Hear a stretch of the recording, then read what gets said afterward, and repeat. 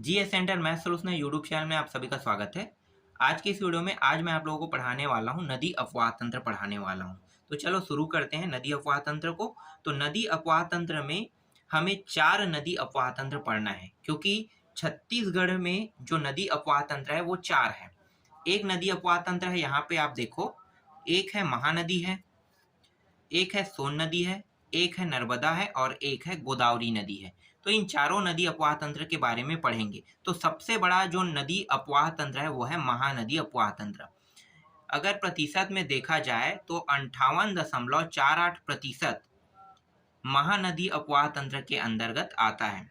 एक है महानदी जिसका प्रतिशत कितना है 58.48%। अगर क्षेत्रफल में देखें तो ये है 78.02 लाख वर्ग किलोमीटर क्षेत्रफल में आता है। यहाँ से प्रश्न पूछा भी गया था यही क्षेत्रफल के बारे में कि महानदी अपवाह तंत्र का क्षेत्रफल कितना है। तो यहाँ पे 78.02 वर्ग किलोमीटर इसका वर्ग क्षेत्रफल है। इसी तरह से सोन नदी है, सोन नदी को प्रतिशत बस में देखेंगे 13.15%, नर्मदा को 0.58%। ये सबसे छोटा नदी अपवाह तंत्र है। छत्तीसगढ़ के सबसे छोटा अगर नदी अपवाह तंत्र पूछा जाएगा तो आपको बताना है नर्मदा नदी अपवाह तंत्र, और सबसे बड़ा महानदी अपवाह तंत्र बताना है। फिर इसके बाद गोदावरी नदी, गोदावरी नदी अपवाह तंत्र जो है 28% हिस्सा जो है ना गोदावरी नदी अपवाह तंत्र के अंतर्गत आता है, और इसका जो क्षेत्रफल है ये है 36 लाख वर्ग किलोमीटर क्षेत्र तक ये फैला हुआ है। तो ये समझ में आ गया नदी अपवाह तंत्र। नदी अपवाह तंत्र से 2 ही प्रश्न बनेगा, एक सबसे बड़ा और सबसे छोटा, जिसमें सबसे बड़ा महानदी है और सबसे छोटा नर्मदा है। अगर और प्रश्न पूछा जाए तो छत्तीसगढ़ में कितने नदी अपवाह तंत्र है पूछा जाएगा तो 4 बताना है। और प्रतिशत कहेगा तो आपको प्रतिशत सभी के बारे में पता है, सबसे बड़ा है मतलब 58.48 महानदी के पास जाएगा। इसके बाद दूसरा स्थान गोदावरी का 28%, तीसरा जो है सोन नदी का है 13.15 और नर्मदा का 0.58%। अगर क्षेत्रफल पूछा जाए तो 2 ही का यहाँ पे आपको क्षेत्रफल पूछा जाएगा और बाकी को नहीं। यहाँ पे 78.02 लाख वर्ग किलोमीटर और गोदावरी का 36 लाख वर्ग किलोमीटर पूछा जाएगा। अब इनमें से सबसे बड़ा जो नदी अपवाह तंत्र है उसको देख लेते हैं। तो सबसे बड़ा नदी अपवाह तंत्र है महानदी। महानदी अपवाह तंत्र के बारे में आज इस वीडियो में हम पढ़ने वाले हैं। तो चलो मैं आपको पढ़ाता हूँ। यहाँ पे देखो महानदी के बारे में जान लेते हैं। महानदी अपवाह तंत्र, महानदी को छत्तीसगढ़ की गंगा भी कहते हैं और छत्तीसगढ़ के जीवन रेखा भी कहते हैं। ठीक है, छत्तीसगढ़ की गंगा और छत्तीसगढ़ के जीवन रेखा के नाम से जानते हैं। महानदी का नामकरण कैसे हुआ होगा? तो महानदी का जो नामकरण है वो श्रृंगी ऋषि के प्रिय शिष्य, उनका नाम था महानंदा। तो महानंदा के नाम से कहा जाता है कि इस नदी का नाम श्रृंगी ऋषि के प्रिय शिष्य के नाम पर पड़ा, महानंदा के नाम से महानदी पड़ा कहा जाता है। तेल नदी जो प्रवाहित होती है ये देवभोग में प्रवाहित होती है। कई बार प्रश्न पूछा भी गया है, शायद एक ही बार पूछा है और नहीं पूछा है। ठीक है, तो एक बार पूछा गया था प्रश्न, तो उसी के हिसाब से हम देख लेते हैं। यहाँ पे तेल नदी जो है प्रवाहित होती है, तो कहाँ पे प्रवाहित होती है? देवभोग में प्रवाहित होती है। अब ये तेल नदी का मतलब ऐसा नहीं है कि तेल ही प्रवाहित हो सकता है ये पेट्रोलियम वाला तेल भी प्रवाहित हो रहा है, हो सकता है थोड़ा बहुत जड़ी बूटी वाला तेल हो, तो थोड़ा बहुत पानी के साथ मिला होगा, इसलिए तेल नदी प्रवाहित होती है यहाँ पे कह रहा है। तो आपको तेल नदी प्रवाहित होती है इस तरह से अगर प्रश्न पूछा जाएगा तो आपको आंसर में क्या लेना है? देवभोग लेना है। अभी हम सिर्फ छोटी छोटी जानकारी पढ़ रहे हैं, अभी तो मेन जानकारी अभी तक हमने स्टार्ट नहीं किया है, बस अभी जानो। यहाँ से प्रश्न बहुत ज़्यादा बने, बहुत ज़्यादा, पीएससी में भी आया, व्यापा में भी आया, इसीलिए यहाँ से जानकारी कलेक्ट करना बहुत ही इम्पोर्टेंट है। ठीक है, इसके बाद यहाँ पे आते हैं डायरेक्ट। देखो यहाँ पे महानदी, ठीक है, महानदी के तट पर बसने वाले शहरों को भी जान लेते हैं। राजिम है, सिरपुर है, सिवरी नारायण है, चंद्रपुर है। ये 4 शहर जो है ना महानदी के तट पे बसा हुआ है। राजिम जो है संगम स्थान के रूप में जानते हैं राजिम को, सिवरी नारायण को भी जानते हैं और चंद्रपुर को भी जानते हैं। तीनों जो है ना संगम स्थान बनाता है। और सस्पेंशन ब्रिज जो है वो राजिम में है। सस्पेंशन ब्रिज कहाँ पे है? राजिम में है। अब स्टार्ट करते हैं पूरी कहानी को। कहानी की शुरुआत अब शुरू करने वाले हैं। कहानी तो कहानी की शुरुआत हम इस प्रकार से शुरू करेंगे कि महानदी का उद्गम कहाँ से हुआ है। यही तो मेन इंपॉर्टेंट तथ्य है ना कि महानदी का उद्गम कहाँ से हुआ है। तो देखो यहाँ पे आते हैं महानदी, ये है महानदी का उद्गम स्थल। महानदी का उद्गम स्थल कहाँ पे, यहाँ पे। महानदी का उद्गम स्थल हुआ है सिहावा पर्वत से। मैं कहानी आपको बताते चलता हूँ, स्टार्ट करें। तो महानदी का जो उद्गम स्थल है वो है सिहावा पर्वत है।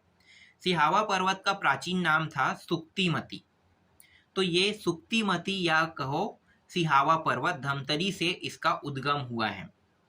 ये बहने की दृष्टि से देखा जाए, बहते हुए ये इस तरह से आगे बहते बहते ये यहाँ पे, ठीक है, समुद्र है। समुद्र उड़ीसा राज्य के तट पर, ठीक है। तो समुद्र में जाकर ये अपना जल गिराता है। तो जहाँ पे जल गिराता है उस जगह को हम क्या कहते हैं, क्या नाम से जानते हैं, बंगाल की खाड़ी, ठीक है। बंगाल की खाड़ी के नाम से जानते हैं। और ये बंगाल की खाड़ी वाला जो स्थान है वो कटक है। कटक जो है ये समुद्र के किनारे में बसा हुआ जिला है। तो कटक जिले में जाकर ये अपना जल गिराती है और ये उड़ीसा राज्य में पड़ता है। यहाँ तक समझ में आ गया।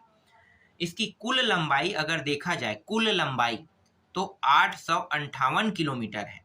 कितना है, 858 किलोमीटर। अगर बहने की दृष्टि से देखा जाए छत्तीसगढ़ बस में इसकी कुल लंबाई देखा जाए तो छत्तीसगढ़ में यहाँ से लेके यहाँ तक, ठीक है, ये आगे नहीं देखना है हमें, पूरा देखेंगे तो ये कुल लंबाई में आ जाएगा 858 किलोमीटर। लेकिन छत्तीसगढ़ बस में अगर ये बहता है तो छत्तीसगढ़ में बहने की दृष्टि से यहाँ से लेके यहाँ तक देखा जाए तो 286 किलोमीटर। कितना, 286 किलोमीटर तक के बहता है। यहाँ तक समझ में आ गया। जितना भी इम्पोर्टेंट जानकारी है वो सारी जानकारी मैं आपको यहाँ पे बताते चल रहा हूँ, ठीक है। इनकी सहायक नदियाँ भी हैं, उनको भी देखेंगे। तो ये बहने की दृष्टि से देखा जाए छत्तीसगढ़ में, अगर प्रश्न पूछा जाता है आपसे कि छत्तीसगढ़ में बहने की दृष्टि से महानदी कितना किलोमीटर बहती है, तो यहाँ पे आपको लेना 286। अगर कुल लंबाई पूछा जाए, कुल पूछा जाता है तो महानदी जो है वो 858 किलोमीटर बहता है और बंगाल की खाड़ी में अपना जल गिराता है कटक के पास उड़ीसा राज्य में। यहाँ तक आप समझ गए। चलो अब इसकी कुछ सहायक नदियां हैं, उनको भी देख लेते हैं। तो सहायक नदियों को मैं दो हिस्सों में बांट दिया हूं। एक है उत्तर की ओर से मिलने वाली सहायक नदियां और एक है दक्षिण की ओर से मिलने वाली सहायक नदियां। तो इनके बारे में देखेंगे। तो देखो यहाँ पे मैंने पहले ही लिख दिया है, 6 नदी है उत्तर की ओर से बहने वाली और दक्षिण की ओर से जाके मिलने वाली नदियों का नाम है, यहाँ पे दिया भी है, ठीक है।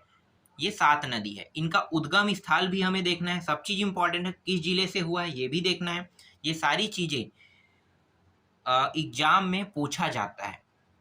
तो एग्जाम की दृष्टि से बहुत ही मोस्ट आईएमपी है। जो इंपॉर्टेंट है उन सारी जानकारियों को आपको मैं इस वीडियो में आपको बताऊंगा। चलो यहाँ से स्टार्ट करने वाले हैं। यहाँ से सबसे पहले हम शिवनाथ नदी को देखेंगे क्योंकि यही नदी है। देखो यहाँ से जा रहा है और उत्तर की ओर से अपना जल कहाँ पे मिला रहा है, महानदी में अपना जल गिरा रहा है, मतलब महानदी में जाकर मिल रहा है। तो स्टार्ट करते हैं भाई शिवनाथ नदी से। शिवनाथ नदी का जो उद्गम है ये पानाबरस पहाड़ी से हुआ है। यहाँ पे मैंने लिखा भी है, देखो शिवनाथ नदी का उद्गम ये पानाबरस पहाड़ी से हुआ है, अंबागढ़ चौकी से। ये जिला जो है वर्तमान में अभी मोहला मानपुर में पड़ता है। पहले ये राजनांदगांव जिले में आता था। जब से राजनांदगांव जिला जो है कट के 3 जिला बना है, अब 3 जिला हो गया, खैरागढ़, राजनांदगांव और मोहला मानपुर। तो मोहला मानपुर जिला जो है ना, उस जिले में अब शिवनाथ नदी आता है और शिवनाथ नदी जो है ये पानाबरस पहाड़ी अंबागढ़ चौकी से इसका उद्गम हुआ है। और बहने की दृष्टि से देखें तो ये महानदी से भी ज्यादा दूरी तक बहता है। छत्तीसगढ़ के सबसे लंबी नदी पूछा जाए, छत्तीसगढ़ के सबसे लंबी नदी पूछा जाए तो छत्तीसगढ़ में बहने की दृष्टि से सबसे लंबी नदी यही है शिवनाथ नदी, 290 किलोमीटर, जबकि महानदी 286 किलोमीटर ही बहता है। तो बहने की दृष्टि से देखा जाए तो शिवनाथ नदी छत्तीसगढ़ की सबसे लंबी नदी है। छत्तीसगढ़ में बहना पूछा है ना, छत्तीसगढ़ की ठीक है, छत्तीसगढ़ में बहना पूछा है, याद रखना ये दो अलग अलग क्वेश्चन बनता है यहाँ पे। सबसे लंबी नदी पूछा जाएगा तो महानदी, और छत्तीसगढ़ में बहने की दृष्टि से कहा जाए क्योंकि ये शिवनाथ नदी सिर्फ छत्तीसगढ़ में बहता है, ये दूसरे राज्य में नहीं बहता है, तो बहने की दृष्टि से देखा जाए तो 290 किलोमीटर आएगा। समझ में आ गई ये जो शिवनाथ नदी है, ठीक है, शिवनाथ ने, चलो इसको लास्ट में पढ़ेंगे, अभी आप सिर्फ छोटी छोटी जानकारी जानो। लास्ट में मैं आपको बताऊंगा संगम स्थल के बारे में, तो अभी संगम स्थल भूल जाओ, अभी सिर्फ हम उत्तर से जाकर मिलने वाली सहायक नदियों को पढ़ रहे हैं। एक आपने पढ़ा शिवनाथ, दूसरा देखने वाले हैं हसदेव नदी। ये है हसदेव नदी। हसदेव नदी का उद्गम जो है ना कैमूर पहाड़ी से हुआ है, सोनहट तहसील से। यहाँ पे इसके बारे में भी मैंने लिखा है, देखो यहाँ पे हसदेव नदी कैमूर पहाड़ी सोनहट तहसील से हुआ है और ये कोरिया जिले में पड़ता है। तो अब आते हैं यहाँ पे, हसदेव नदी का उद्गम हुआ है सोनहट तहसील कैमूर पहाड़ी से हुआ है और ये अपना जल महानदी में यहाँ पे गिरा देता है। ठीक, समझ में आ गया। बहने की दृष्टि से देखा जाए तो ये 176 किलोमीटर तक बहते हुए जाता है और अंत में महानदी में अपना जल गिरा देता है।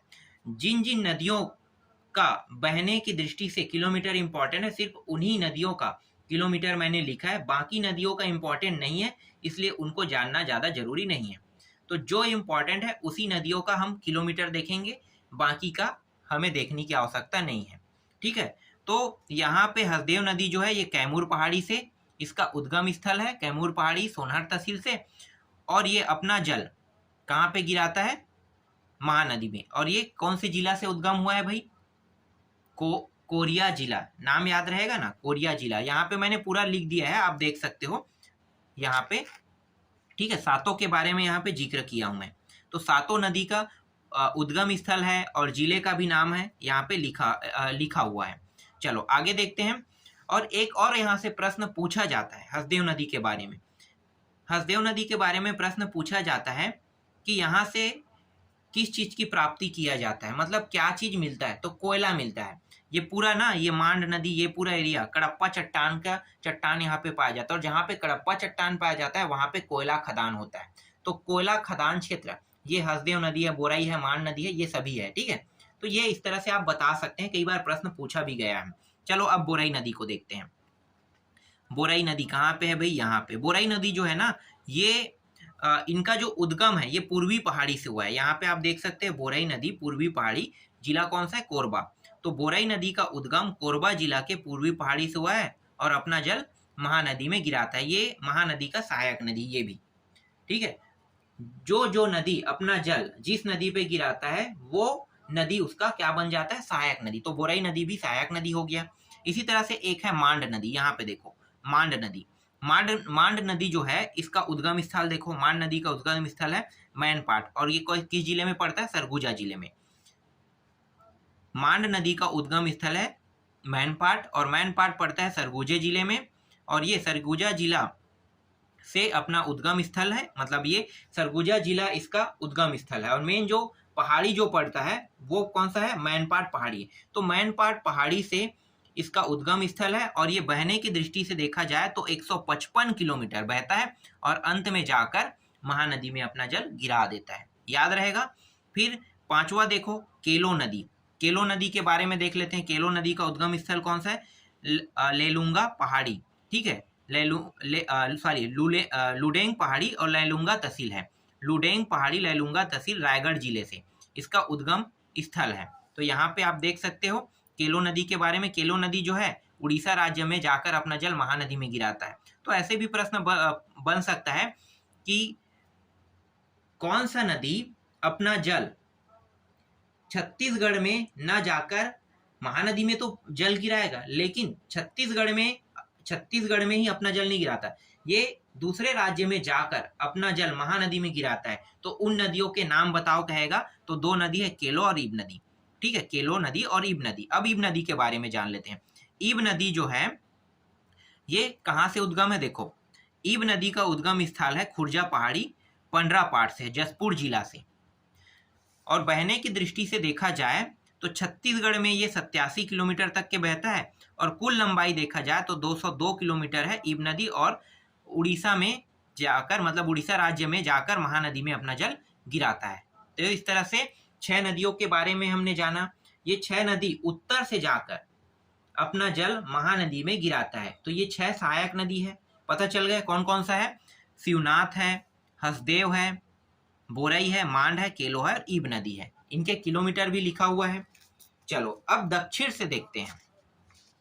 दक्षिण वाला मैंने यहाँ पे लिखा है, पूरा दक्षिण वाला देख सकते हो, यहाँ पे आप रीड कर सकते हो इसके बारे में।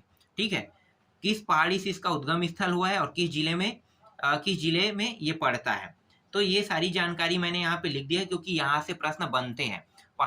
किस पहाड़ी से इसका उद्गम स्थल हुआ है, यहाँ से प्रश्न पूछा जाता है, और दूसरा जिला भी पूछा जाता है। तो ये दोनों तथ्य बहुत इंपॉर्टेंट है, इसलिए इन सबको जानेंगे। चलो आगे देखते हैं। अब सबसे पहले हम देखने वाले हैं दूध नदी। ये दक्षिण से अपना जल यहाँ पे गिरा रहा है। कहाँ पे? दक्षिण से जाकर मिल रहा है महानदी पे। तो दूध नदी के बारे में सबसे पहले पढ़ेंगे। तो दूध नदी में देखो, दूध नदी का जो उद्गम स्थल है ये है मलाज कुंडम पहाड़ी है। कौन से पहाड़ी है? मलाज कुंडम, और ये कांकेर जिले में पड़ता है। एक है सिल्यारी नदी। सिल्यारी नदी के बारे में तो ज्यादा जानकारी नहीं दिया है कि किस पहाड़ी से, लेकिन ये जिला बताया गया है। जिला है धमतरी जिले से, और ये भी धमतरी में ही, जिला धमतरी से ही इसका उद्गम स्थल है, और धमतरी में ही अपना जल महानदी में गिरा देता है। इसके बाद है पैरी नदी। पैरी नदी के बारे में देखते हैं। तो पैरी नदी का जो उद्गम स्थल है यह भातरीगढ़ पहाड़ी है, बिंद्रा नवागढ़ तहसील से। तो भातरीगढ़ पहाड़ी से पैरी नदी का उद्गम स्थल है, और ये जिला जो है गरियाबंद में पड़ता है, और यहाँ पे अपना जल जाके गिरा देता है। इसके बाद है एक है सोढ़ूर नदी। सोढ़ूर नदी देख सकते हो यहाँ पे है, जस्ट पैरी नदी के ऊपर में है। तो क्रम से मैं यहाँ पे बना दिया हूँ, क्रम से ये भी मैंने लिखा है। ठीक है, पैरी नदी के बाद सोढ़ूर, फिर सूखा है, सूखा नदी के सहायक नदी ये कोडार नदी है, फिर जोग नदी, फिर लात नदी है, इस तरह से। तो यहाँ पे देखो सोढ़ूर नदी। सोढ़ूर नदी का उद्गम स्थल है नरियर पानी है, नरियर पानी से, और जिला कहाँ पे है? गरियाबंद। और ये भी अपना जल कहाँ पे गिराता है? महानदी पे गिराता है, यहाँ पे। ठीक है, आगे देखो। इसके बाद है सूखा नदी आता है। सूखा नदी, तो सूखा नदी जो है ये तुम गांव से, पहाड़ी का नाम तो नहीं बताया, लेकिन इनका जो उद्गम स्थल है वो तुम गांव है, और जिला महासमुंद है। तो सूखा नदी भी अपना जल महानदी में गिराएगा। तो सूखा नदी भी महानदी का सहायक नदी है। इसी तरह से जोग नदी देखो।